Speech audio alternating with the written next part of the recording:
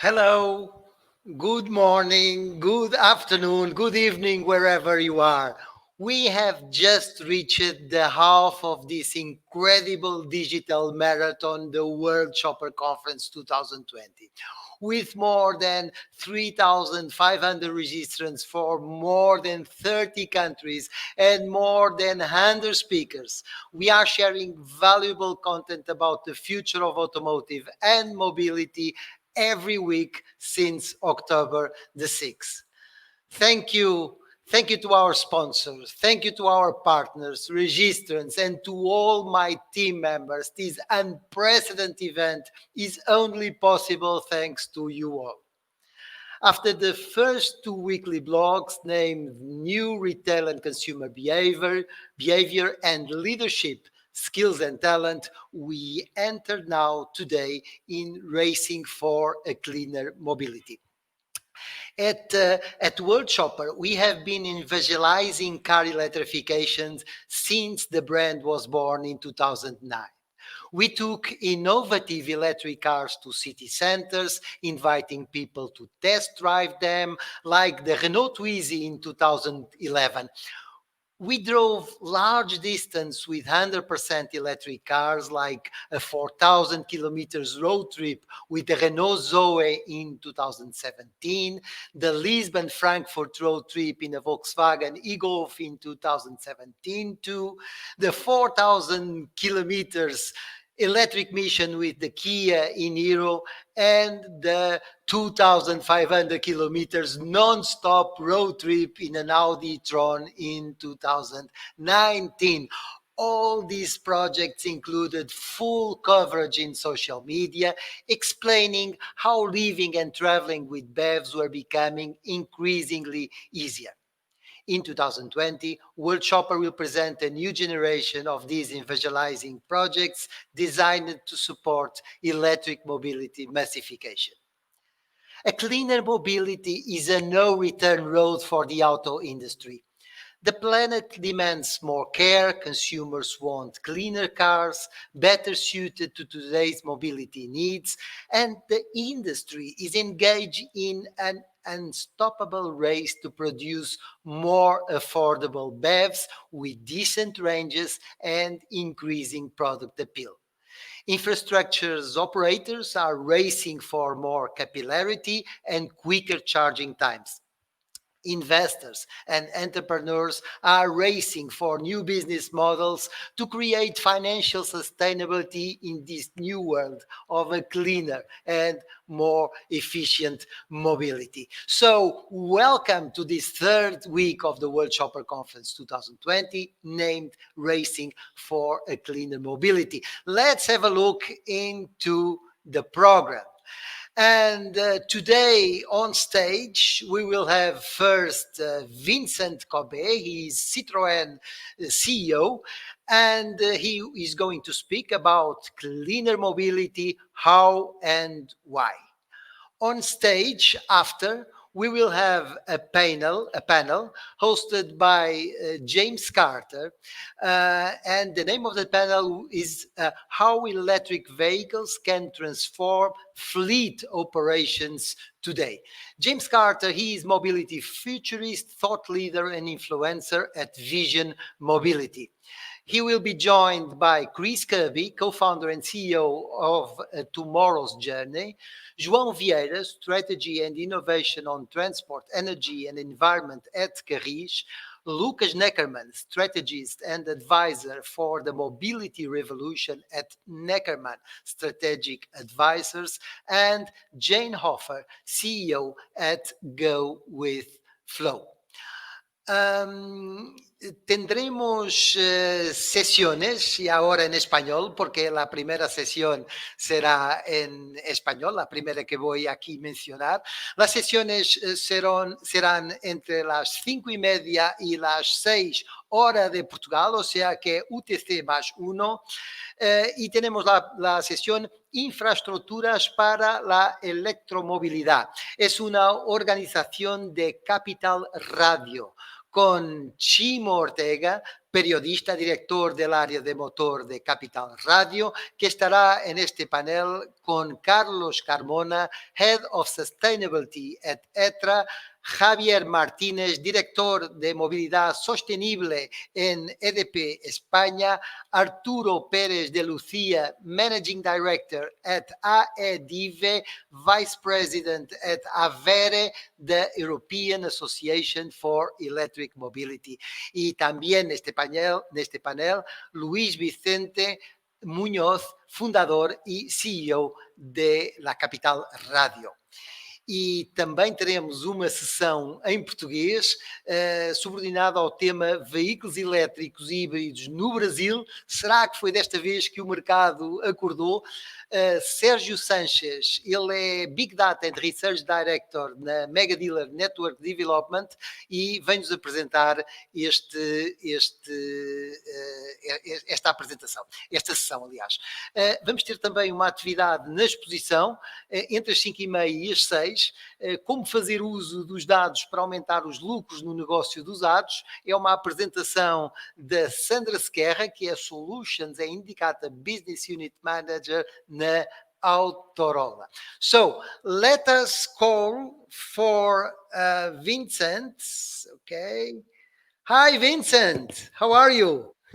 Good afternoon. How are you? Can you hear me properly? Yeah, perfect. Are you in Paris? Let me put here. No, actually not. Okay. I'm somewhere in the middle between Paris and Madrid, so I'm not so far from you.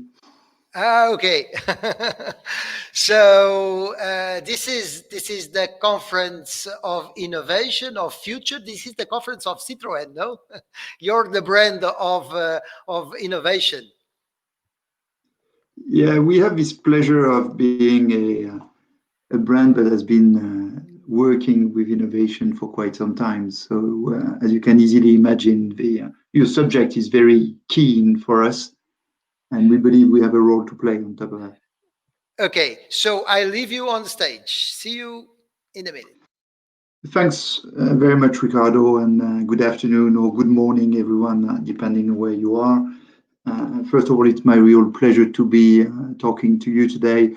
The mandate given by Ricardo was to, if I could, set the stage about a race for cleaner mobility. So what I thought I would do is to try and tell you what the way we see it from inside an OEM, Citroën being by definition a innovative, forward-looking car maker with a very substantial experience in Europe, as you all know, but also in Latin America and the Middle East and Africa. And so I've put together a series of slides, information, opinions, just to get the discussion started, I would say. So first, I'll cover what we see as the drivers of electrified vehicles penetration. And I would like to start by saying we cover here, with some few exceptions, electrified vehicles. So basically battery electric vehicles, so 100% electric, but also plug-in hybrids. So we will usually cover both categories in one shot, and there might be some instances where I'll make some separation between 100% electric and plug-in hybrid. I'll come over what we can see from the ongoing market changes, basically things that have started 5-6 years ago and have been accelerating over the last years. And I'll make a specific focus on what we see during and post the COVID crisis and why we think that we might have gone through a turning point in the acceleration of electrification. I very much agree with what Ricardo was saying, which is this is a one-way street, but it seems the street has taken a turn for the quicker. And then I'll try to wrap up the presentation and hopefully we'll stay within 15 minutes, I would say. So drivers, fundamentally, the way we see it, there's 4 things that need to come together. And this is what we've seen in the last years. But again, there's a reason to believe that this virtuous circle, let's say, will come to an acceleration. Obviously, national policies. So we can think about tax, we can think about some form of CO2-related exemptions or penalties or so on. And we can think, and this is important, I'm in the top left, bottom right picture, charging infrastructure. Obviously, combined to this, and sometimes not so well aligned in some parts of Europe, local policies. In other words, bans on diesel, bans on combustion engine, specific access tariffs or parking facilities for cleaner vehicles. Bottom left, obviously, this is also a supply market. So we will come back on that, but the number of, I would say, credible and affordable electrified vehicles being brought to the market has extremely substantially increased over the last 2 years, and that acceleration will be multiplied by 3 to 4 in the next 10. Bottom right, and quite interesting, is the customer. There's several aspects into this. Obviously, we are still in the adopter part of the new tech adoption when it comes to electrified cars, especially on battery EV, but in most countries also on hybrid vehicles. But what is extremely interesting for us in this simplified customer journey is that this is, in most instances, a one-way street. So you becoming by being curious, you try to become interested, you drive it, and you become convinced. Once you become convinced, this journey doesn't stop there. You become an ambassador. Why? Of course, because of a clean aspect of a drive, but also because of the silence, acceleration, absence of vibration, and in many instances, just the fact that you're not going to a petrol station anymore. So this particular journey for us has been in place for a long time and has been struggling to reach high penetration, mostly by lack of accessible offer or the absence of sufficient incentives to kind of break the initial cost barrier, say the introduction barrier. So I'll come back on those 4 boxes because obviously the customers evolved post-COVID, but the other parts are also in accelerated transition. When you look at it from an OEM point of view, there's 2 things that are quite important for us. A is how much does it cost to build an electrified car, and how well can we match the expectation of a customer. So if you look at the top of this slide, you see the expected decrease of a battery cost. Okay, so this is not the whole kit, but this is just the battery for those interested at the pack level. What we see, and this is external sources, but we largely agree with this, what we see as the evolution per kilowatt hour in euros of the battery cost. And what you can see is that we're still not there from the ideal cost structure. And there might be as much as 40% of cost reduction still in front of us, mostly driven by volume, but also by technical innovation. So somewhere within 5, 6, 7 years, we should, as an industry, be able to reach a stable, if there's anything stable in this industry, a stable point, which we assume to be more or less around 90 euros per kilowatt hour.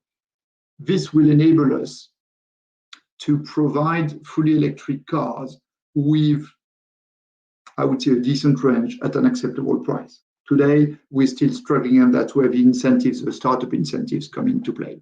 But I think this is obviously one key element from an OEM point of view. The other one is the one you see at the bottom is, okay, with that kind of price or cost for a battery, which kind of needs can we meet? And we, of course, map out the customer usage from the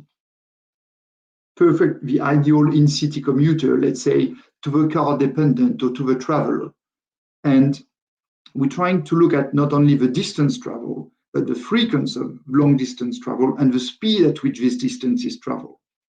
And what we see today is that on B segment, so let's say in the PSA world, Citroën C3, Peugeot 208, we can probably address 30 to 40% of the need of customers in that particular segment. Now, if we move to larger cars, let's say Citroën C5 Aircross or Peugeot 3008, then it's much harder to address the needs, the year-long needs of those specific customers.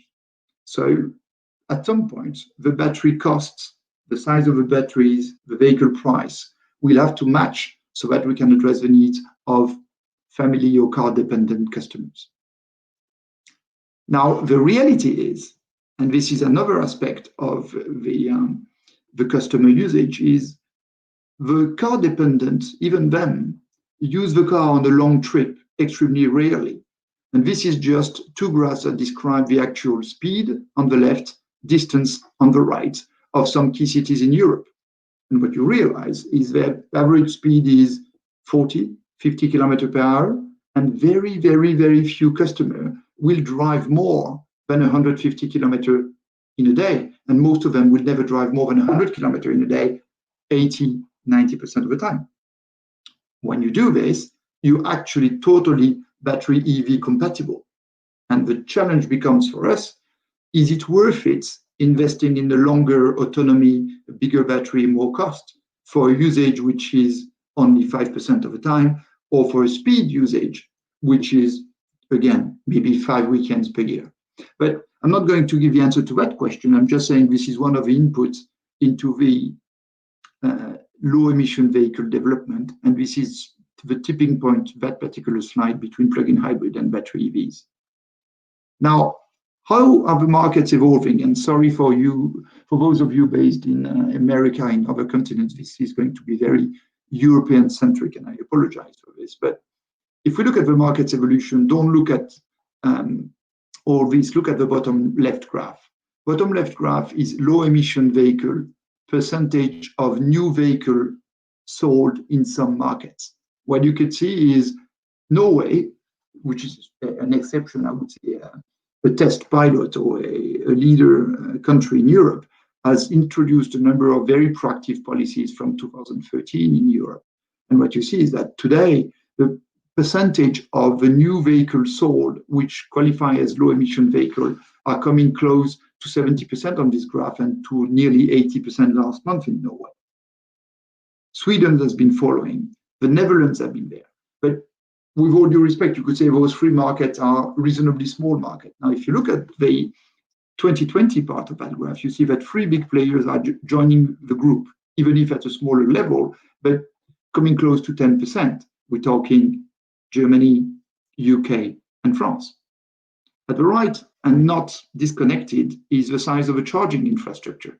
So you could see is that in the top three markets in terms of charging infrastructure, again, you find the big players. So they are the premise of a accelerated move, which we can see for Norway and some, say, proactive countries that have been going on for 5-6 years. But in the big markets of Europe, this is something which is very much in the last 12 months.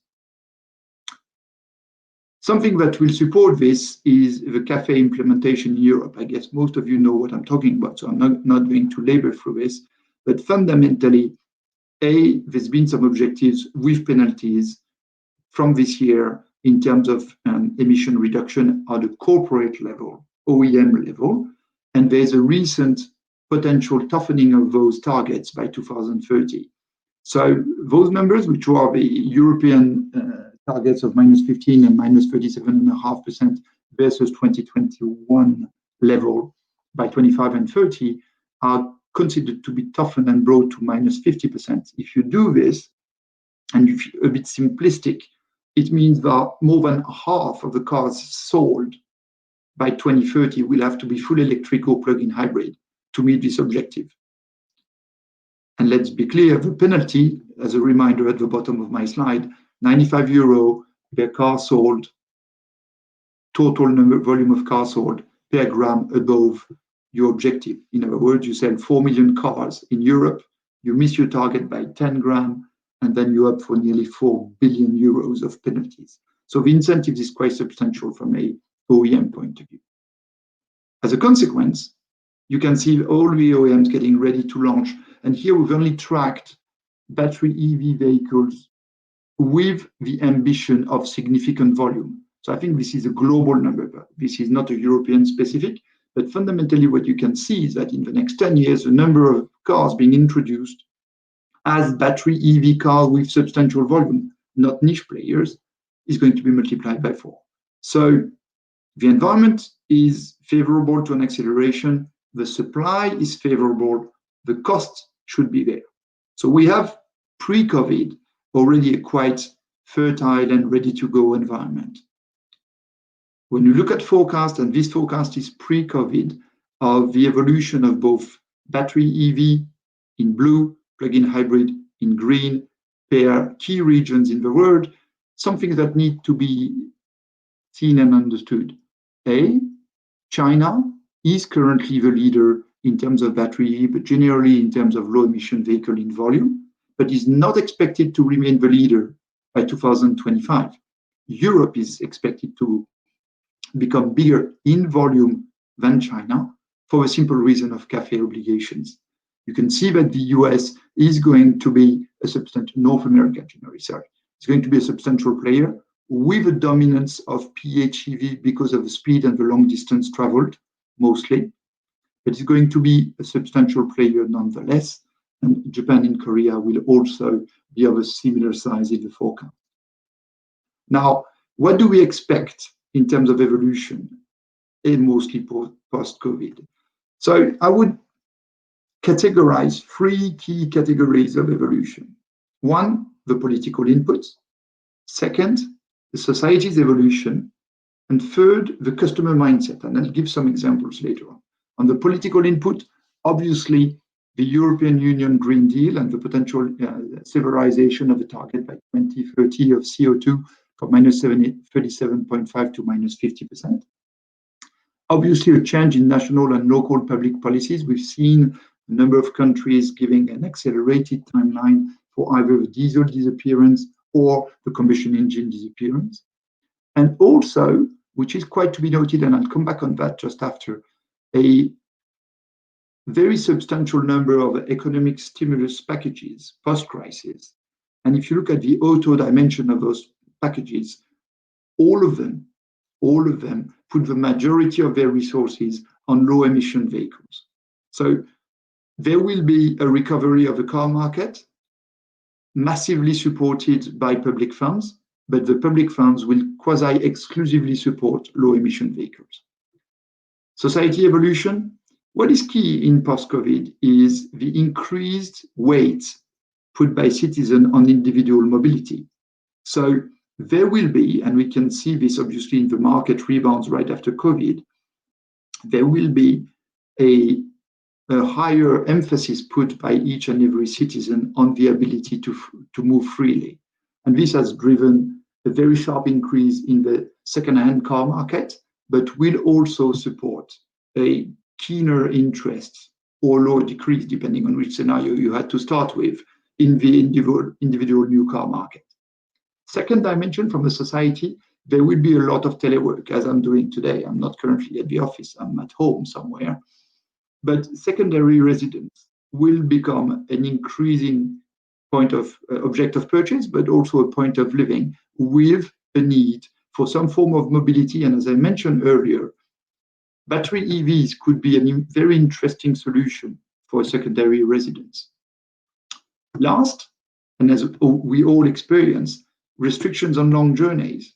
So in other words, the image of people moving from the northern part of Europe to the southern coast of Spain or Italy or France during the summer might not be the future. So we might come back to shorter distance travel, which in turn will facilitate the emergence of low emission vehicles. Last, customer mindset. And I'll put some data on this in one of the slides I'll present later. There is clearly a higher customer sensitivity for brands, for value behind the brand, but also for their own responsibility as customer into sustainability and environmental issues. So let's go into a bit more details. Economic policies. So this is just looking at the vast array of subsidies or fiscal advantages, tax advantages offered by the various governments. To cut a long story short, pre-COVID, out of the 28 countries in the European Union, 10 had incentives for low emission vehicles. Post-COVID, that number has moved to 14, which means one country in two has a tax incentive for low emission vehicles. What is also interesting is out of the 10, more than half of them increased their incentive on low emission vehicles, sometimes more than double them. And we put some example. When you see that, for example, in Croatia, the subsidies for low emission, in that case, battery electric vehicle, could go as far as 9,300 euros or 6,000 to 7,000 euros in France.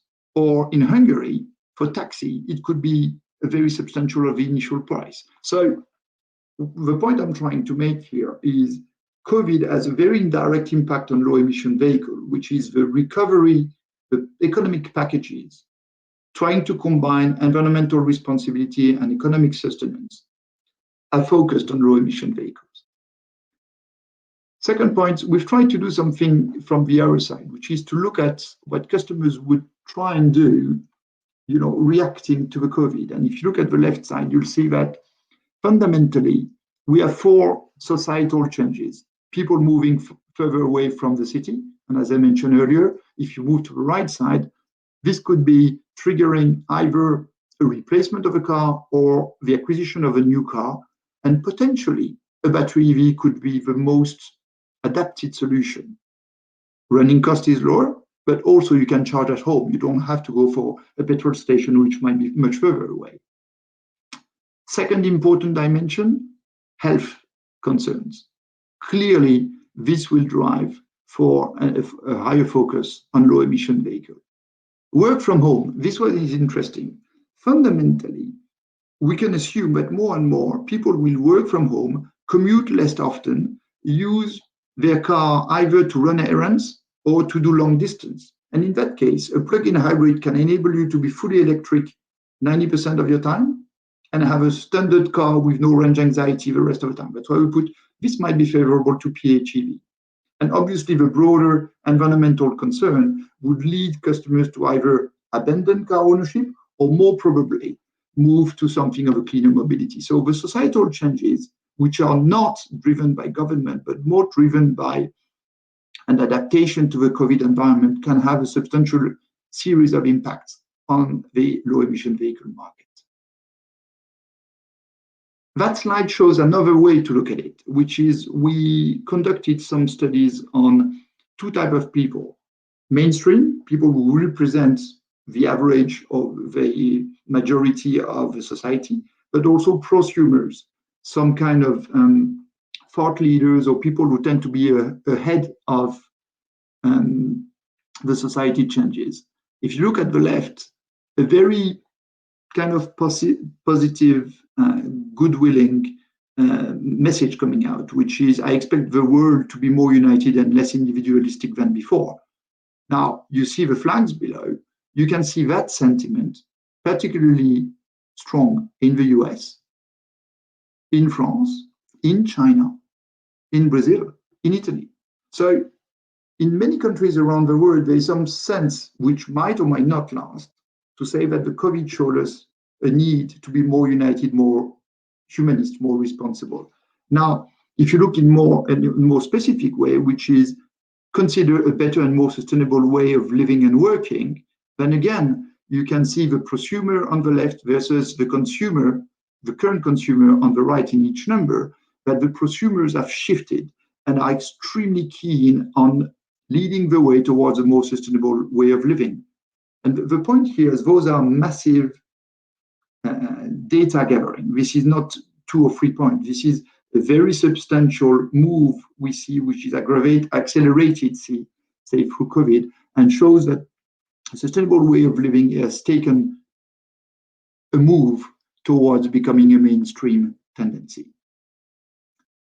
Now, if you look at what happened in reality, this is just a snapshot of some of the articles, you could say, but fundamentally, post-COVID, the percentage of low-emission vehicles sold has extremely substantially increased. As you can see at the bottom left, 8% of car sales in Europe and nearly triple market share year on year.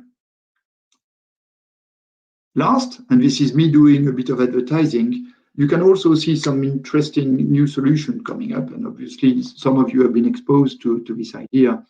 Citroën has launched an urban mobility object, 100% electric, extremely affordable, less than 7,000 euro, accessible from 14 years old. Not going to be making a marketing pitch here, but this is clearly trying to follow that movement, which is economical challenges, post-crisis, environmental responsibility, and also the value of individual transport. If you put the 3 things together, then this kind of solution might emerge as a very relevant answer. So coming to conclusion, obviously the electrification of the car market was a strong and inevitable trend before COVID. What I wanted to make as a point is COVID, either directly or indirectly, has played the role of an accelerator in this transition. And if we look from an OEM or an industry point of view, I would like to highlight three factors that will support, or hopefully permit, but potentially could be a limitation to this transition. One is battery and drivetrain sourcing. So the reason why I'm putting sourcing is that obviously, as I highlighted at the beginning, one part of it is about cost, but it's not only cost, it's location. I mean, I think it's clear to many of you that location of industrialization is a political issue. But beyond location, there's an issue about reliability and availability of sourcing, and in particular capacity. In the market I described a bit earlier, where the volume forecast can be extremely unstable and the penetration of low emission vehicle can double or triple over some months, there will be issues about capacity reservation, access to batteries and electric motors. So battery and drivetrain sourcing is a key aspect and a key enabler of this energy transition. And this is something which, for example, the PSA group has taken very strong decision upon. And in particular, as you probably have read, we just made a decision to invest together with Total into battery cell manufacturing business located in Western Europe. Second point, obviously, affordability of clean individual transport.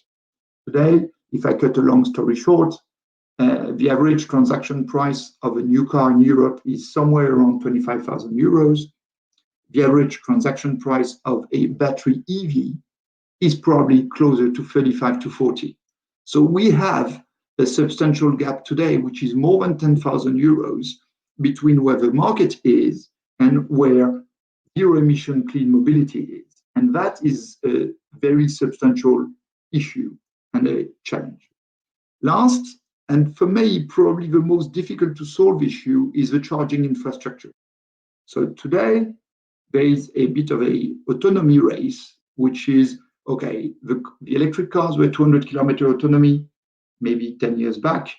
They're currently somewhere between 300 and 550.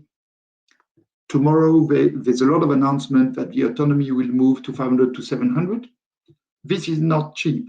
If you remember the first slide I showed about battery cost, this is an issue. But if you don't do it through the battery size, and there will be an end to this race for autonomy, then you need to have a charging infrastructure which raises question about density, about affordability of the charge, but even more about the viability of this business model. So I don't have an answer to give to this, but I do believe that this is clearly, something we need to keep in mind, because we as OEM are trying to solve the offer side. We believe the demand is there, but there is a certain ecosystem that we need to ensure is in place and is in place in an affordable way so that the transition happens. That's all for me. So I want to thank you, and I hope this was interesting to all of you. I wish you a great seminar. It was indeed interesting, Vincent. So much things that I agree with you. And starting for the list, the last things that you talk about, charging infrastructure, yes, is a question mark. And we are going to speak a lot about charging infrastructure even today, but all these 3 days it's a theme that we are going to talk about. And very curious about your mobility object. We are looking forward to do some projects with this mobility object, because we really believe that we have to rethink not only the energy of our vehicles, but also the size of the vehicles, the size of the vehicles, and using them how we really use the cars. So this needs a rethinking about the concept of the vehicle, and it's clear that you are doing this through Citroën AMI. So thank you very much, Vincent, for being here. Thank you very much. It was my pleasure. Okay. So let me call to the stage now James. Hello, James, again. How are you? No sound. No sound. Yeah. There we go. There we go. Good to see you. How are you, Ricardo? Yeah, great. Have you enjoyed this presentation before? It was very good. You know, I really like the Citroën AMI. I think it's a great concept, and it's very cool to see, you know, a Citroën take a lead with an EV like that. Okay, so you will see the next project doing 5,000 kilometers with this Citroën. I mean, no, in 3 days. In 3 days. No, it's another thing, but it's a car that deserves something. Yeah, I think that's it's important to see this direction that vehicles are turning, not only in terms of energy, but also in terms of size, shape, and so on. So great panel that you will have. I let you present your panelists, so please call them. Yeah, absolutely. So the first person we have up here is Lukas Neckermann. Lukas is principal strategist and advisor for Neckermann and Associates, and he's the author of 3 books on new mobility, of which I have 2. And he is the advisor for numerous companies such as Split, Hyperion, Flock, and others. Welcome, Lukas. Great to see you. It's great to be here, James. I'll have to make sure now to send you the 3rd book. You will. Second person I'd like to introduce here is Jane Hoffer. She is the CEO of GoWithFlow, a fast-growing Portuguese startup that formed through partnership with Galp Energy and the Portuguese Centre for Engineering and Product Development to provide software to manage charging, electricity supply, location, sharing, and advanced fleet monitoring for fleets. Welcome, Jane. It's great to see you again. Great to see you, James. Nice to see you, Ricardo. Nice to see you. So this third person we're going to have today is Chris Kirby. He's the CEO of Tomorrow's Journey, a startup that uses their Journey platform to solve the problem of chronic underutilization amongst company vehicles. This includes not just cars, but trucks, industrial equipments, and other areas that businesses need. Welcome, Chris. Again, great to see you here today. Hey, guys. Well. Hi, Chris. Hey, guys. The last person we have, João Vieira of Carris. João is the Director of Strategy and Innovation at Carris, and who provides sustainable urban public transportation services in Lisbon, Portugal. Sustainability and optimized business efficiency are primary objectives for them, and they see themselves as change agents to move in the direction of responsible economic and social development through urban mobility. Welcome. It's great to see you, João.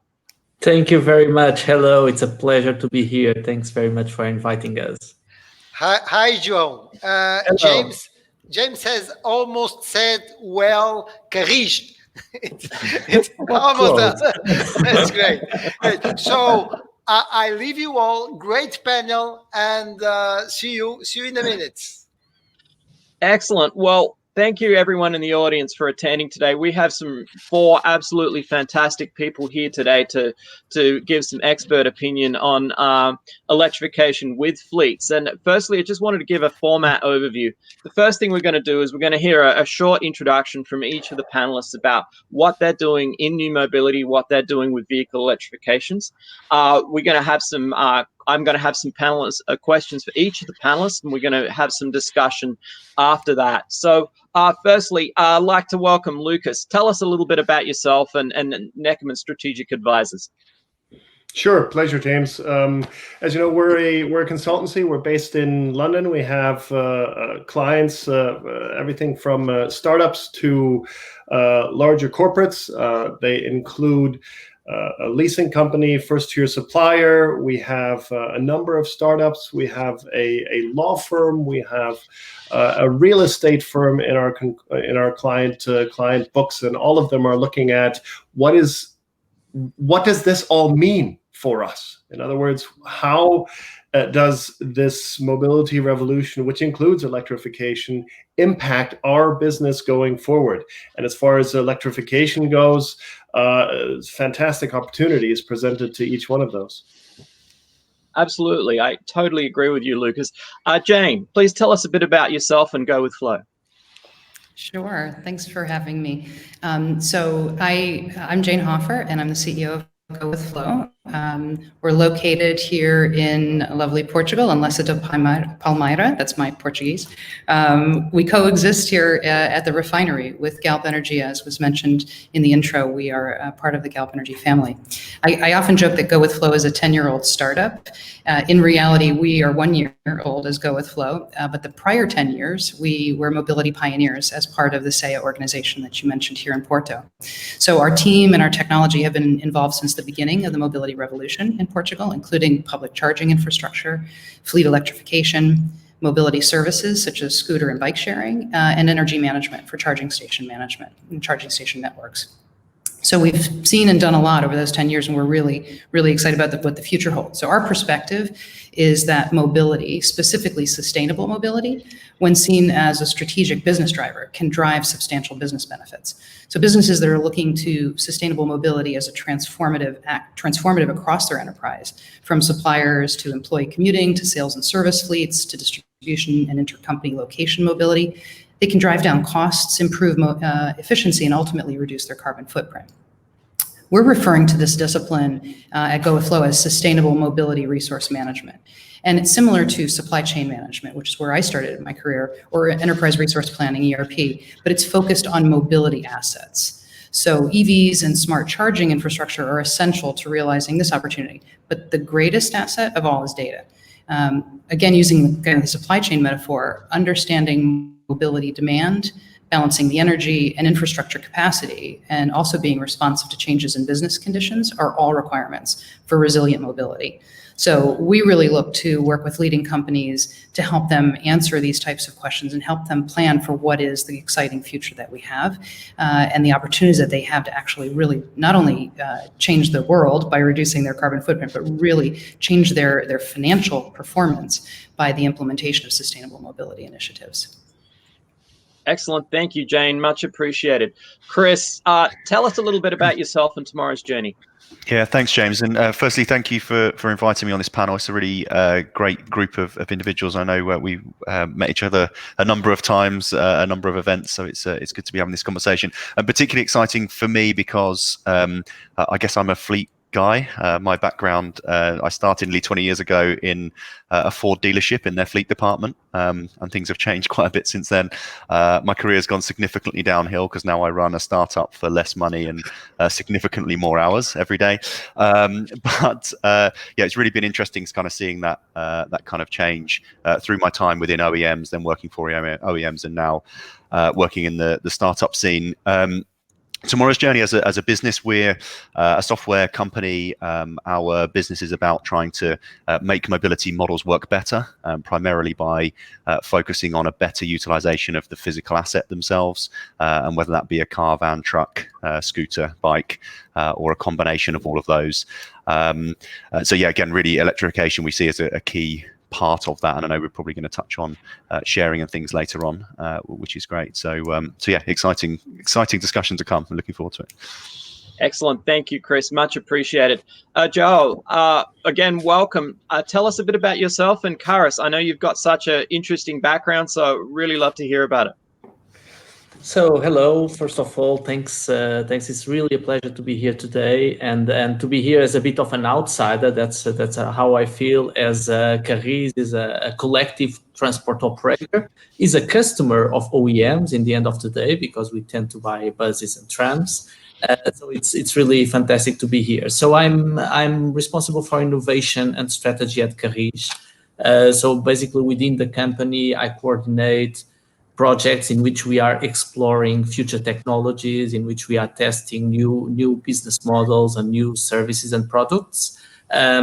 Previously to that, and that's also part of an interesting history regarding this particular conference, I was working at the European Federation for Transport and Environment, which is a lead environmental lobby group in Brussels that actually, well, you can say that works quite a lot against the interests of the car makers and supporting more stringent environmental regulation in Europe. So that's also an interesting element for being here in this discussion.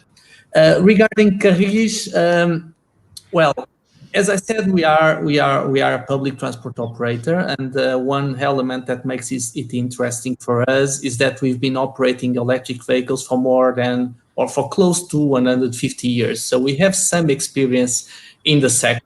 If you happen to come to Lisbon, you'll probably be willing to join one of our drives of our typical yellow trams in the streets of Lisbon. At the moment, we are starting a process of actually changing our bus fleet again into electric vehicles. So you could say that since the foundation of the company 188 and 48 years ago, we operated pretty much electric vehicles until the 40s. After the World War, we started to operate buses, diesel buses, some natural gas buses too. And now we are starting a process that hopefully will lead us to get to 2040 with only zero emission vehicles in our fleet. We are at the early stages of that process, but we are learning a lot along the way. And we are kind of confident that this is the right path to be for a public transport operator in a large city such as the city of Lisbon. Very cool, João. Certainly, I've read some of the documents on, transport, who you've worked for before, and, they're fascinating documents, and I'm really, really pleased to have you along here today and to give you insight. So my first question is actually for you. What are the 3 key reasons that you're seeing that fleets are moving towards electric vehicles? I'll let you start with that. Great. So 3 reasons. It's I think the main reason at the top of all, and that influences all the others, it's probably the environmental/climate concerns that we have, which is leading both customers on the one hand and political leaders on the other to take action and to incentivize shift in the market. So I think the fact that we are truly getting to a moment in which it's more and more visible that we have to get rid of fossil fuels, we have to decarbonize our fleets, and also to make our cities places with less pollution is the main driver. Okay. Now, if you ask me for 3 reasons, this would be the top one, like I said, and it really influences 2 others, which I think are important here.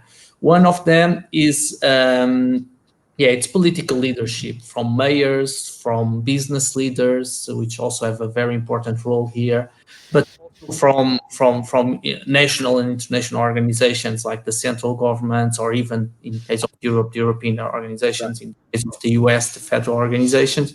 But this is important because, for instance, here in Lisbon, for us, we are a public transport operator. We are owned by the city. So it's pretty much the city, the mayor's agenda to achieve zero emissions in the center of the city that is driving our move towards zero emission vehicles. Last but not least, I would say customers. I think customers, they don't want to feel guilty for driving their cars. They don't want to feel guilty for using a bus that is actually a diesel bus and causes pollution that kills people. They want to be able to have their mobility. They like to move. People like to move. Now we are in this peculiar situation. People like to travel by plane, travel by train, travel by car. They like to move. And they want to be able to do so without hampering other issues like the environment, the public health, or other social aspects. So I think customers are putting a lot of pressure in companies like ours, but also in companies like the UEM, to find solutions that allow them to do something that they like, to in a way they don't feel about it. Excellent, João. Much appreciated. Next question is for Lukas. What future technologies do electric vehicles support, and how are these important to fleets? You know, things like autonomous, connected, V2G, Sure. all these other things that we talk about in new mobility. Give us a wrap up of how they roll themselves together into the future.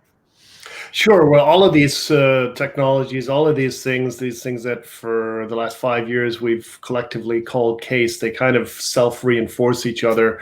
The connectivity allows for communication with the grid. The autonomous, I'll get to that in a second, shared also contributes.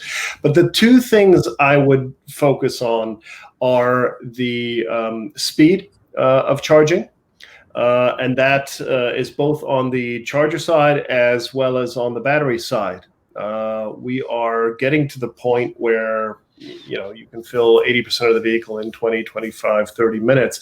And that is very, very significant to get, several hundred miles of range in that period of time. It's a combination, again, of the fast charging and also greater efficiency of energy use in the batteries themselves, and also a greater ability for the battery to take up energy. And I think although something like 60-70% of electric vehicles are charged either at the workplace or at home, old habits die hard. Right, and people still want that sense that they can charge up and be ready to go at a moment's notice.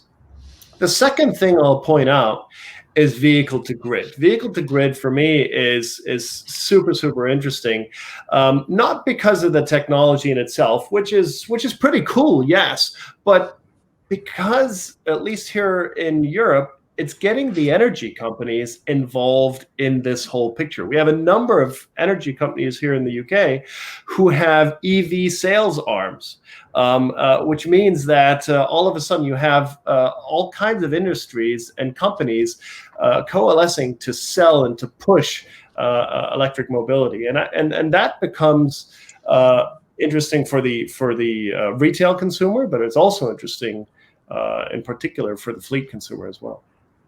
That's a really interesting new development, and I think it's a good segue into a question for Jane here.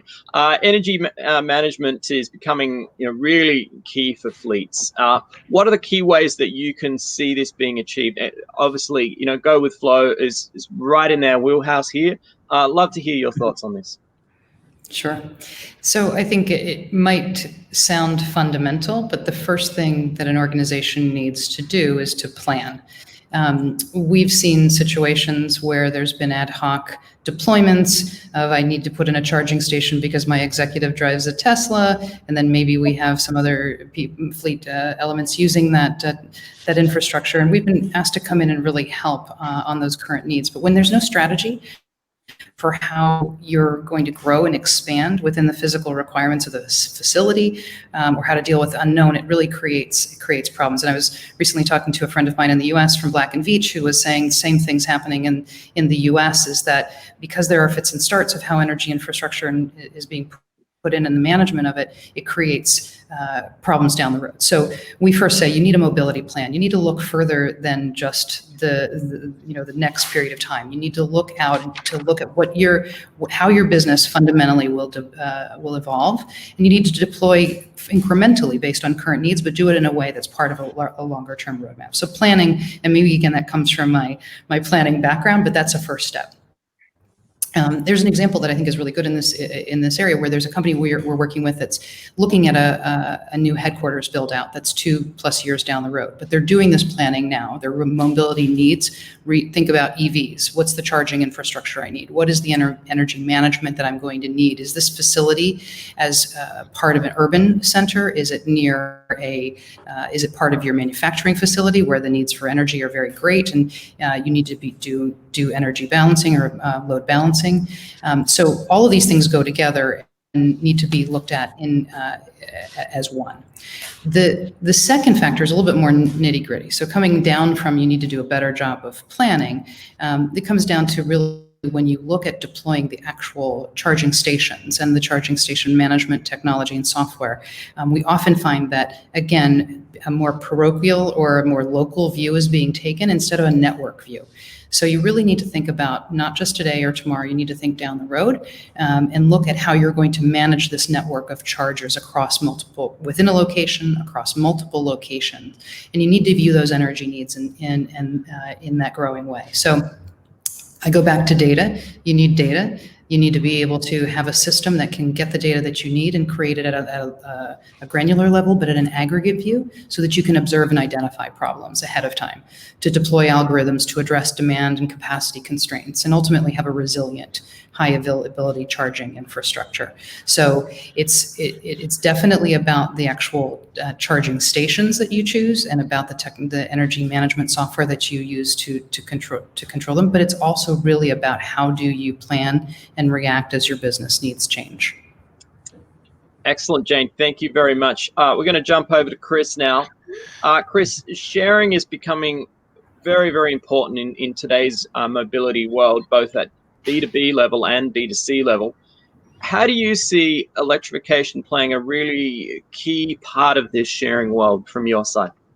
Yeah, definitely. I think sharing's a fascinating area, particularly when it comes to EVs. And one of the things we talk about a lot really is that the need for sharing is going to become greater as these physical assets become more expensive. So as we increase the technology, as vehicles become more electrified, but also become more connected and more autonomous, they become more expensive, right? So no one thinks that we're going to be buying fully autonomous vehicles in X number of years. I'm going to put my neck on the block for that. X number of years' time for the same price as we're buying a Ford Focus for today, right? So on that basis, either people have got to be prepared to pay more for their personal transportation, or they're going to have to share their personal transportation. So I think fundamentally, particularly for EVs, as we start to make that step in the increasing cost, that the requirement to share is going to be there for sure. And that's kind of talking broadly across B2B and B2C. I think when we get into the B2B element and some of the fleet aspects, I think the reduced maintenance costs and maintenance cycles around EVs make them more applicable for sharing. So if you've got a fleet of vans in a business park and they're being used by 3 or 4 companies, one's doing some stuff in the evening, one's doing some stuff in the day, that's not running them into the ground like they would be on a diesel van today, right? So increasing service, these things will run with relatively low operating costs, so they lend themselves more to that kind of sharing environment. And I do think potentially, particularly with that, the range issue can be overcome by the ability to share. So shorter jobs being done by full electric and then hybrids and even ICE vehicles then being used for longer activities, particularly in the short to medium term. And if you have a fleet where it is at some point shared or pooled, it makes it easier for you to be able to be flexible in terms of that provision that you make. So I think that's super interesting as well. And I think the final thing really for me then is about the charging. So along a similar lines, if you've got the ability to switch and change vehicles between users, particularly in fleet, because you have less of a personal attachment to it. Actually, you can run a operation where you run a vehicle until it runs out of charge. You then return it to a charge station, get into a different one, carry on your daily job. And we're doing some work in the UK with an energy company about looking at private hire vehicles, and potentially their long-term goal is to look at that. Uber driver gets in the vehicle, drives for 3 or 4 hours, comes back to a charge station, gets out, gets into a different one, on their same plan, and drives off. And doesn't matter which one he goes home in that day, because it's just a tool, right? So again, that lends itself, particularly linking EV into charging as well. So I think there's lots and lots of reasons why sharing becomes more and more applicable when we're looking at electric vehicles, and particularly in fleet. Yeah, thanks, Chris. It seems like when we're thinking about shared, we really got to think about the use case and how we can almost vary the use case within the operations that we're choosing. So I think that there's some really top points there. Thank you, Chris. Moving back to Lukas, we're seeing a rapid growth in renewable energy, wind, solar, a bunch of other things as well. and it also supported battery packs from that as well. How do you see this impacting EV fleets? What do you think is the connection between renewable energy and EV? Mm-hmm. So I think there's three things. One is kind of a market view. The second is kind of a more social and social view, and the third is I'll take a stab at what companies can do about it. Kind of the market view is, and you mentioned the battery packs in particular, second life battery packs, but also first use battery packs on energy storage. This is driving volume. This is driving incredible economies of scale, which will ultimately lower the price of EVs, at least until that point where we have a higher need of battery packs for energy storage than we have some, then it's giving us supply for EVs. But at the moment, it's driving volume and thereby driving down the price of EVs. So that's a good thing from a market point of view. From a kind of a social point of view, the whole discussion on renewable energy and the increase of renewable energy deployment finally eliminates this really stupid well-to-wheel discussion that people have all over the world. Look, almost anywhere in the world, the energy grid is such that an EV or even a plug-in hybrid will be cleaner than any ICE. But still the discussion goes on that, until we have universal renewables, et cetera, the diesel is cleaner. It's ludicrous, and I think everyone on this panel would agree to that. But every once in a while, we need to defuse that conversation, and we defuse it by showing the remarkable rise in deployment of renewable energy pretty much anywhere in the world.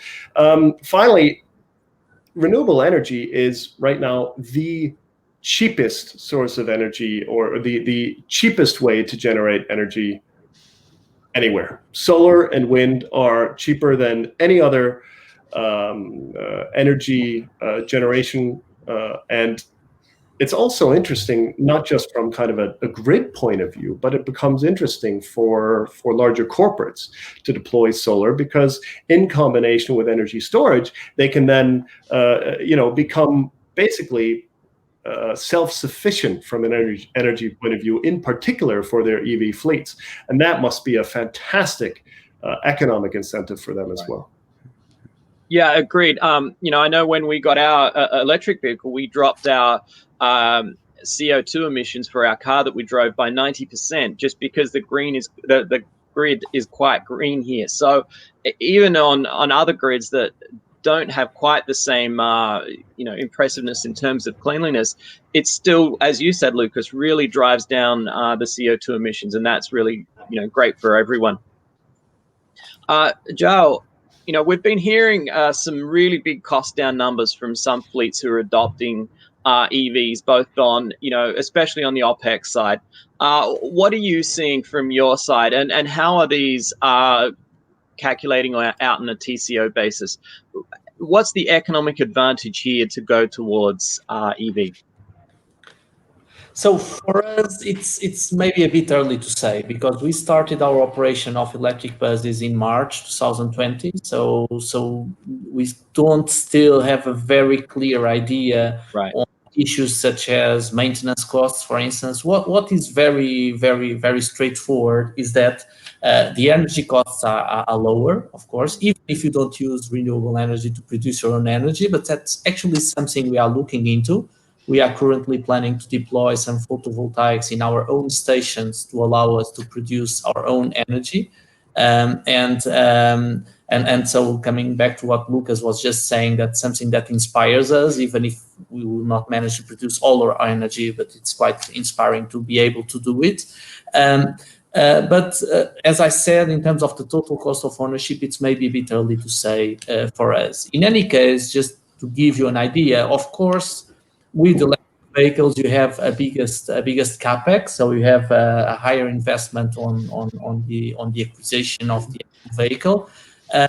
However, at least here in Portugal, we benefited from grants from the government to help us to support this transition to clean fleets. And so a big part, I would say close to a third of the initial investment was compensated by the state. What I would like to say is that maybe for us at this moment, more important than actually to look into the total cost of ownership and to look at the financials of this transition, because as I said, the transition is already decided, so there is a lot of political leadership to make us go in this direction. Actually, more important than that is the issue of availability. So I imagine that in the passenger cars, maybe that's not such a big issue, but at least in the area of buses, we feel that there isn't still enough offer in the market for some segments, because there are various segments of buses, as you can imagine. So it's not that simple at all. Not all buses have 12 meters and that's it. So there are segments like minibuses for cities like Lisbon, where you have a lot of hilly areas, or the midi buses, which is a bit intermediate, or the articulated buses. It's still a challenge. And also the level of competition. This is particularly a concern for us as a public company, because we have to conduct public tenders.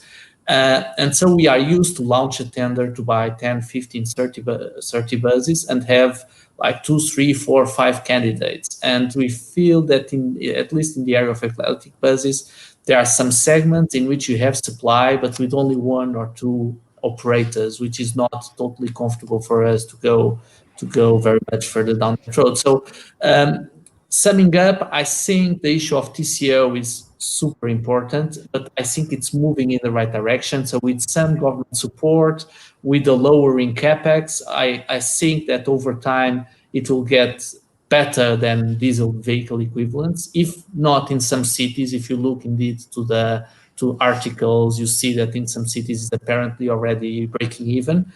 But for us, at least for the moment, the focus is really on the side of availability. Get manufacturers to offer models that will be able to provide us with solutions for our very specific needs.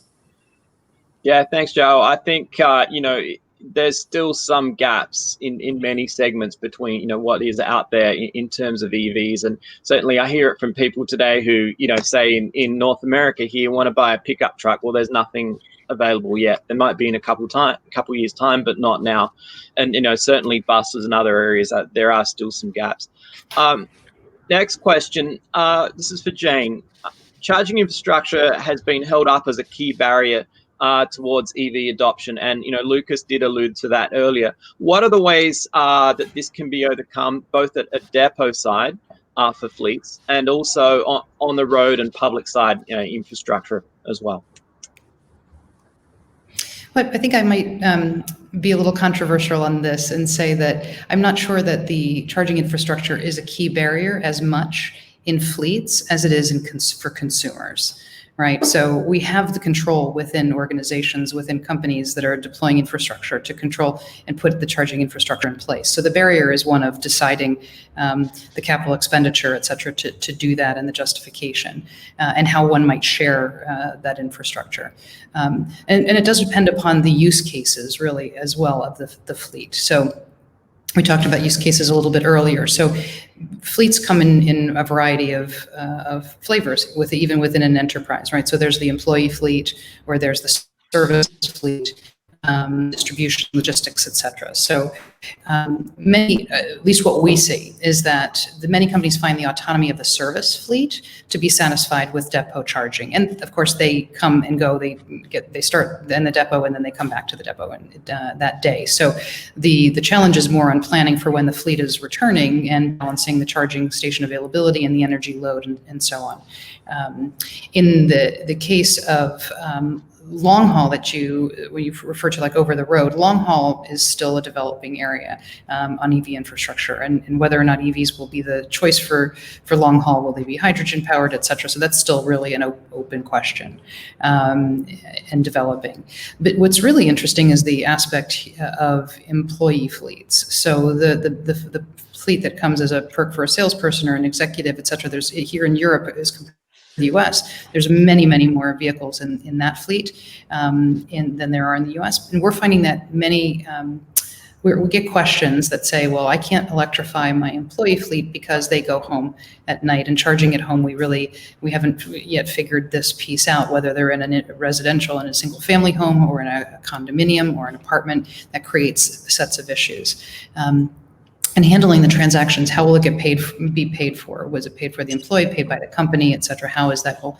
Well, the good news is actually that there are some really interesting solutions coming forward that are low power solutions, that are low cost and low power for condominiums, for office complexes, and for homes, that have not only the technology that allows a really low cost but effective and safe solution, that can also have a transaction back end similar to what we see in the public charging infrastructure here in Portugal, that allows transactions to flow down to that plug and be managed by the company and paid. And of course, there are all different issues of regulation, but being able to be adjudicated and resolved to provide the solutions for the employees to charge at home.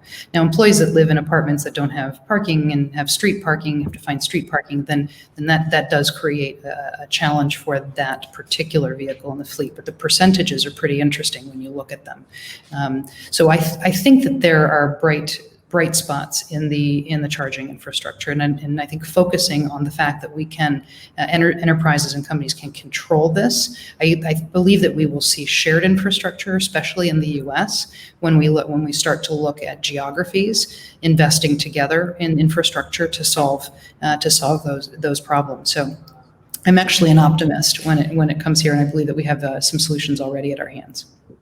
Yeah, excellent, Jane. Thank you very much. I think the ideas of, what you mentioned before, planning and understanding the use case, plus also understanding that depot charging can work very, very well for many fleets. It means that the costs and the problem to solve isn't as high as I think many people think it is.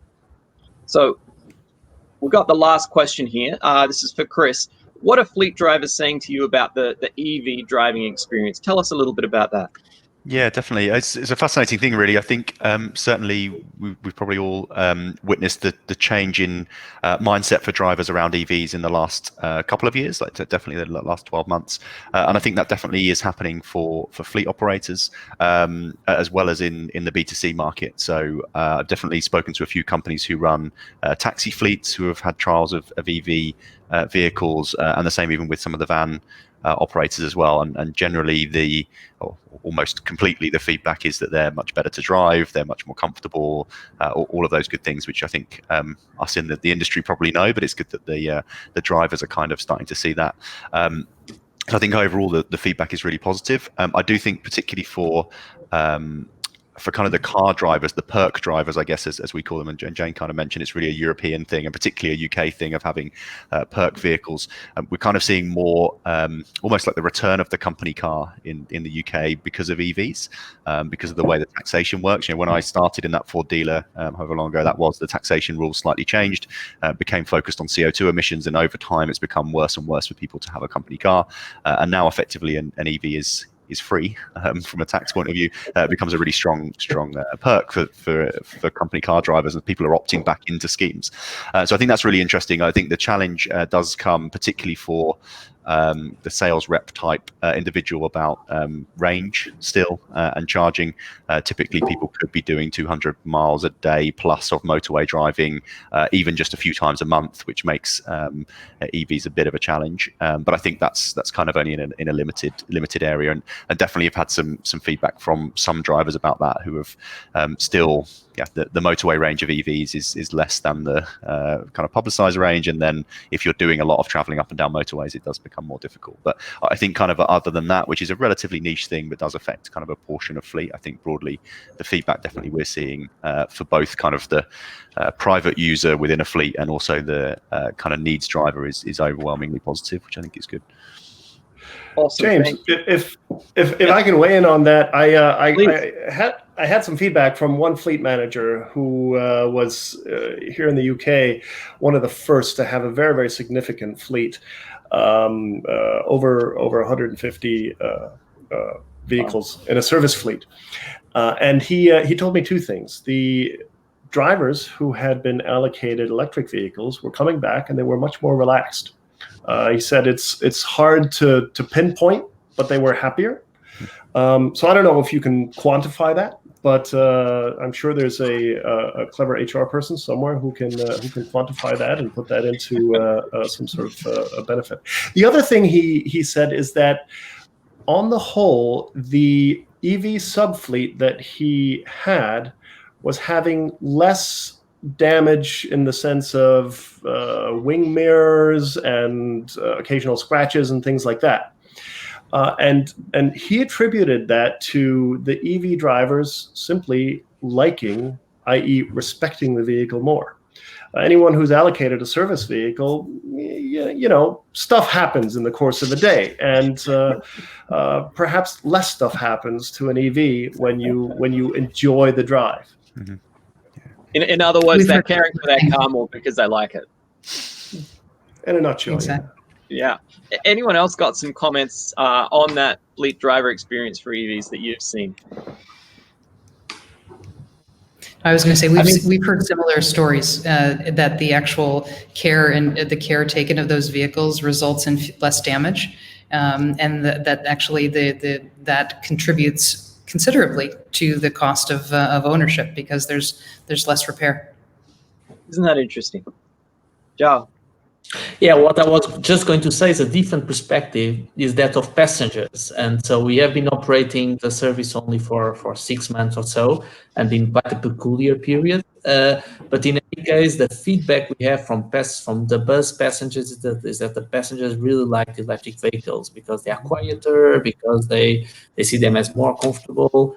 And it's a different kind of feedback. It's not from the drivers. I think that the drivers also like it, but it's pretty much in line with what was already said.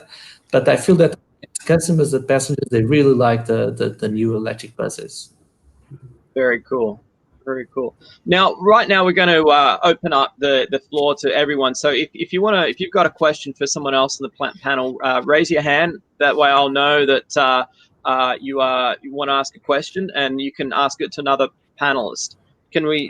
Anyone to start off with? Yeah, I can start. I think more generally, but possibly to Lukas. I know we were sharing some notes about this earlier in the week. I'm interested in your thoughts around the speed of EV adoption in the fleet sector, and kind of how you think that might progress over the kind of short to medium term timeline. Yeah, I think jump in, Lukas. Yeah. I think we are at a critical and important tipping point, and the key issue now is supply. Really building on Joe's point on the public transport side, and certainly on the fleet side, and James alluded to the fact, of course, yes, there's not enough pickup trucks in the U.S. That's true. We can't change that quite yet. It's the best-selling vehicle in the U.S., but at least in Europe, what was it? Q2, we were up to about 16% new vehicle sales were either plug-in hybrid or battery electric. I think we should probably hit 20% somewhere around Q1, Q2 of next year. So that really feels like a tipping point, and the key to that really has been supply of new vehicles. So it's not just you get a choice of a Leaf, a Zoe, or a Tesla. No, now you have this real flood of new vehicles that's coming down the pike, and the fact that they're all newly designed and cleverly designed as well makes them appealing, not just because they're electric vehicles, but because they're just genuinely good cars. Yeah, definitely. It's fascinating. And it's one I've been thinking about a bit in the last week or so. And definitely the supply thing is an interesting one. I think I said this time last year on a podcast that we do that I thought 2020 would be the year of the electric vehicle. It's turned out to be the year of something else, which I didn't predict. So apologies for that. If you had predicted that. So it's been a little bit hard to tell, but I kind of seeing the number of vehicles coming into the market, definitely seeing that kind of of shift coming through.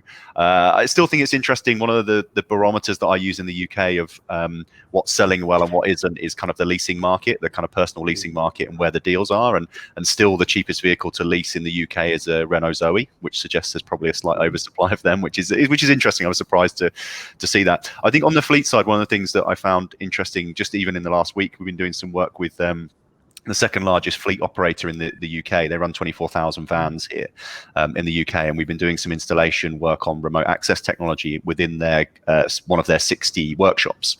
And seeing those workshops operate, one of the things I kept thinking was, how on earth is this workshop going to manage a fleet of electric vehicles? Right. They were still handwritten, paper-written job cards, and I witnessed the guy calling up to order 3 tires, and he called the wrong place that didn't have the right account. Is it the kind of thing that you sort of expect? But I was thinking, if this company was even to transition to 10% electric vehicles because they do all of their maintenance in-house, I'm not sure that this would work very well. So there's a whole other bit of just like the practicalities of implementing fleets that I was kind of thinking a lot about this panel while I was sitting in a Vauxhall Vivaro trying to get it running. Jane, do you have any comments on that? Well, I actually have a question, if I might. It ties into the leasing point. What are you guys hearing with regard to flexible leases? I just talked to a fleet manager who just signed a 4-year rental agreement for vehicles, none of which were electric. And now they're locked into 4 years. And the models are coming out. So are you seeing leasing companies introducing new flexibility into the terms so that it can help the fleet managers move forward as these vehicles are coming to market? I'm just really curious because it's like the technology adoption curve doesn't match the lease cycles. Yeah, and that could even work within EVs, right? If we look how much EVs have changed in the last 3 to 4 years in terms of their quality range, the technology that's in them. If you were an early adopter to a Nissan Leaf and you're halfway through a 4-year lease, you're going to feel like you're going to be looking at a lot of Tesla Model 3s feeling a bit jealous and counting down the months right to the end. Yeah. So I do think it's a fascinating thing. There is some practical challenges around that, and I'd say my time running a leasing business, that the problem with giving that flexibility is that in 4 years or 3 years time, those ICE vehicles are going to become a lot less valuable. So you kind of want to make your money out of them before somebody's switching over. So giving that flexibility definitely helps the fleet operator, but definitely would hinder significantly the lease company. Definitely in the last couple of weeks, we've been working with one of our lease customers on a flexible rental where they're going to be focusing on EVs from next year. So offering them into their current fleet customers as kind of additional vehicles, not quite trial vehicles, but why don't you take 6 months? Why don't you take 3 Nissan Leafs and a Tesla, try them with your guys and try and push adoption. But obviously doing that within a profitable model, which I think is interesting. So I think it might become more of, dare I say, sort of subscription type arena to supplement more of a service fleet offering. But yeah, it's definitely a fascinating thing, the values and how things are going to be managed. I think it's going to really shake that up. Very cool. João, do you have any thoughts or questions or? Yes, I could use the opportunity that I'm talking here with so many industry insiders, but not the official OEMs actually quoting their official positions, just to make maybe a question. Now, part of the talk of the town in Brussels at the moment is whether Europe should rule the so-called 0 gram per kilometer level in 2035, if you talk to the parliament, more towards 2040, if you talk to the member states, and maybe even more if you talk to Germany specifically. But my question is, as an industry insider that you are, do you see this discussion as relevant at all, or you just believe that at some point in time there will be a tipping point in which the really vast majority of passenger cars, at least that's what we're talking about here, it's going to be electric, and maybe some models that for some reason or the other must remain in the market will be made available and will not be significant from a public policy perspective? I think any sort of a target like a 2030 or 2035 or something like that is important because it gives direction. It gives clarity, and it forces manufacturers to move in that direction. If not within the next model cycle, then in 2 model cycles. But the reality is 2035 is ludicrous, because it's not going to be relevant. It's not going to be relevant because the TCO is going to be more attractive much sooner than that. And 15 years ago, we were certainly not tapping away on iPhones, and now that's all we do. In 15 years, we won't be having a discussion about, ICE or EV, because there won't be any credible ICEs available anymore, because they'll be priced out of the market. So I think, yes, it's nice that they give us direction with 2030, 2035, but that's pretty much all it does. Yeah, and I think like a lot of these things, Lucas, it's interesting you mentioned interesting you mentioned the phone example. The adoption of the phone, and particularly the success of iPhone, and kind of what that did for that sector, was driven by the consumer. And I've always said, with whether we're talking about new business models in mobility or EV, at the point when customers want it, then people move. And that's one of the big impacts that Elon Musk and Tesla have had, is that OEMs are going, oh, EVs, they're hard. No one really wants them. Tesla comes into the market, people start buying them, they go, holy shit, no, we've got to buck our ideas up here, and all of a sudden it's happened, and now people are saying, right, we want EVs. We want to buy this Tesla, we want to buy this ID3, we want to buy. So everybody's having to rush to get in line and do that. And I think as much as it's good to have those North Star objectives set by government, I think ultimately it's driven by the consumer, right? The OEMs are going to build cars that they think people want to buy. And I think now they've figured out people want to buy EVs. So I think that will be the key driver. Jane, do you want to add anything to that? Yeah, I was just sort of thinking about it's the same with enterprises or companies putting in charging stations in their parking lot. I mean, now we're obviously in COVID, so less people at the parking lot, but it was employees who were driving the need for putting in charging infrastructure, right? I mean, more before even some of the fleets, right? Because you have millennials or younger individuals who want to drive EVs, and they want companies who are sustainable, and the pressure comes from the groundswell, and we've seen it in many situations where the employees drove the adoption before the company started to look at it internally.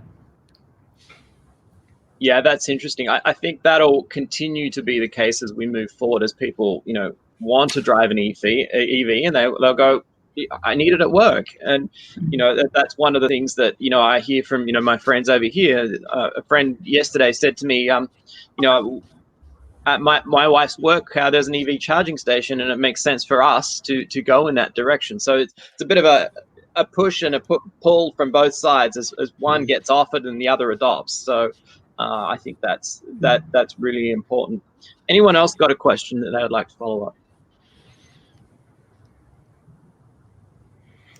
I just want to share a story, though, that just on this vein, it's sort of it's the old, it's kind of the, I would say, the old and the new. There was one conversation in particular that struck me.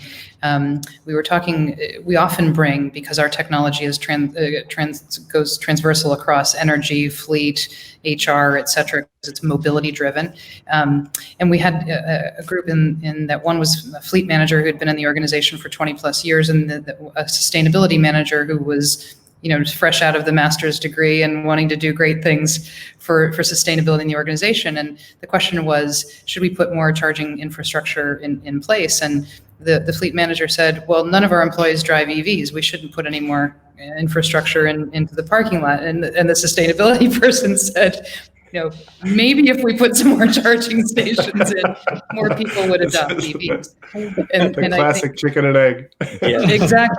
Exactly. Yeah. And so what was the outcome? Did they end up putting more in? So not yet. But the fleet manager is more open to a fleet electrification analysis to see, it's also, and this goes back to this individual in particular, not to cut on this individual, but these are the barriers that we do face, is that EVs are too costly. Autonomy isn't long, it's too hard to manage an infrastructure, so on and so on and so forth. So like these objections have been dispelled, but you have to really work through culture in many places, right? So it's the sustainability individuals who are trying to change culture, and in some ways the the tried and true logistics, fleet management, and so on needs to be brought along. Right. Anyone else have some thoughts about culture and change and education towards EVs? You alluded to it earlier on, Lukas, that there seems to be myths kind of being perpetuated, and also people not thinking about how driving an EV they can, work with when their car is sitting versus having to rely on the 5 minutes that we would be used to when we're filling up at a petrol station. Any thoughts? Well, I think the statistics are crystal clear. Something like 96% of people who have switched to an EV will never, ever consider switching back. Right. So our chief task must be to get people to try it out. Because the only people who are currently saying, oh, no, I'm going to stick with my diesel are ones that, frankly, haven't tried an EV for any length of time. I think it really is that overwhelming. Absolutely. Certainly the first times that I drove an EV, and when we bought our Tesla, the first time I drove one, it was like, oh wow, this is good. And I think that's the reaction from a lot of people. Sure. Nobody says, hey, I need my diesel back after that, do they? Do not. That's so true. I got a quick question for Joe, though, if I may, and you know that I'm a big fan, James, of inductive or wireless charging, and I wonder, in a public transport environment, is that something that you've experimented with, or is that something that you've looked into, either at the end of the line or even at stations along the line?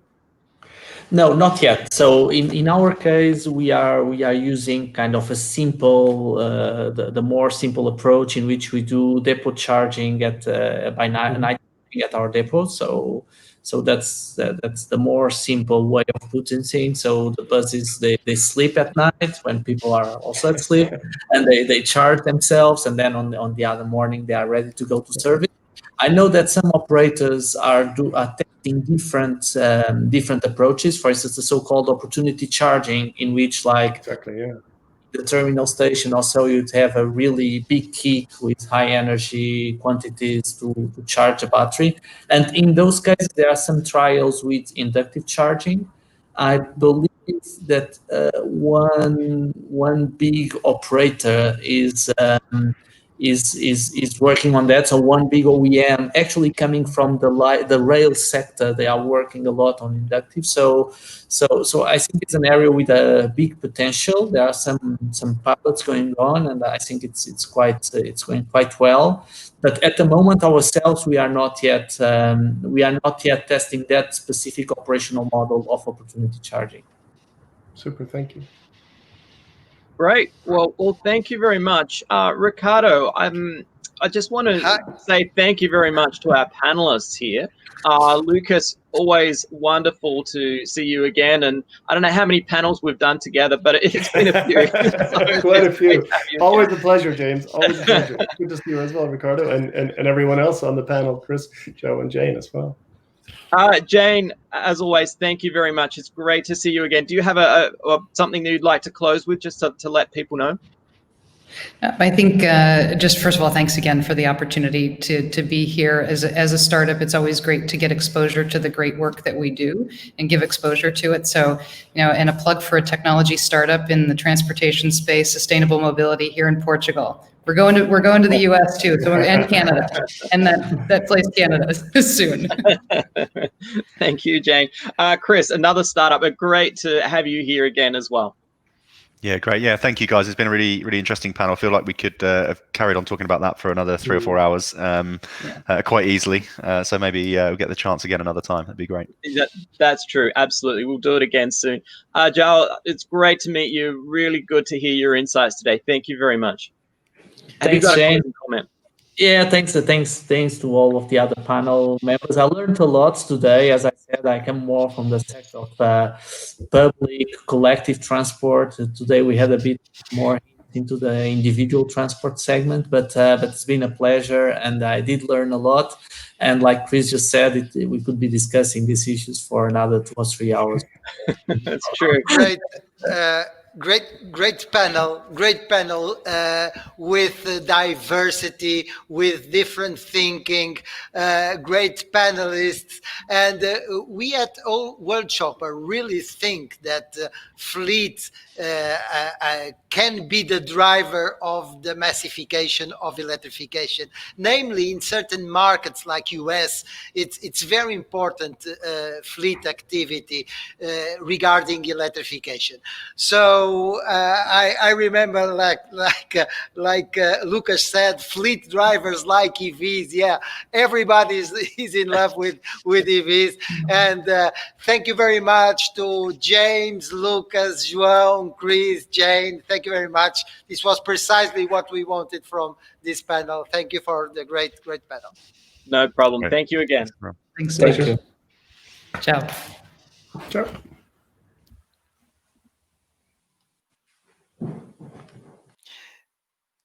Okay, so end of the stage sessions. Now we are going to the sessions, end of the stage, and we are having.